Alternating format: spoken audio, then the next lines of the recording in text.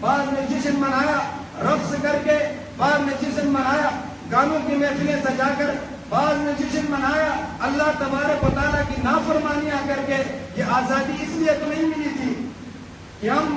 آزادی کے دن بجائے مسجدوں کو بھرتے، نمازیں ادا کرتے، قرآن کے ختم پڑھتے اور اپنے ان شہداء کے لیے دعا کرتے جنہوں نے اپنی عزتوں کو لٹا کر، اپنے مال و دولت کو لٹا کر، اپنی جانوں کو لٹا کر ہمارے لیے ایک عظیم ملک حاصل کر کے دیا تھا۔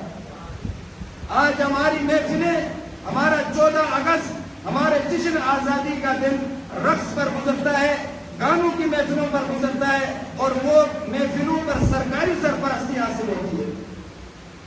لاہور اور کراچی کے اندر ہم نے دیکھا ہوگا ایسے رقص کی محفلیں سجائی گئی،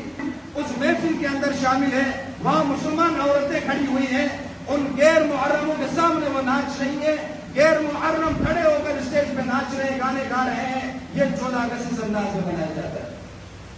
میرے واجب الاحترام، یہ ملک اسلام کے نام پر بنا تھا۔ اس ملک کے اندر کلمے کی بنیاد پر اس ملک کو حاصل کیا گیا تھا۔ اس ملک میں نظام شریعت کو نافذ کرنا تھا،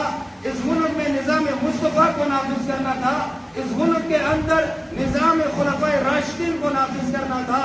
آج اس ملک کے اندر یہ حالت ہے، اور ایسے لوگوں کو ہم نے اقتدار میں بٹھایا جو مسلمانوں کو دھوکہ دے کر، مسلمانوں کے سامنے جھوٹ بول کر، مسلمانوں کی حمایت حاصل کر کے، مسلمانوں سے ووٹ لے کر آج اس اقتدار میں قابض ہوئے،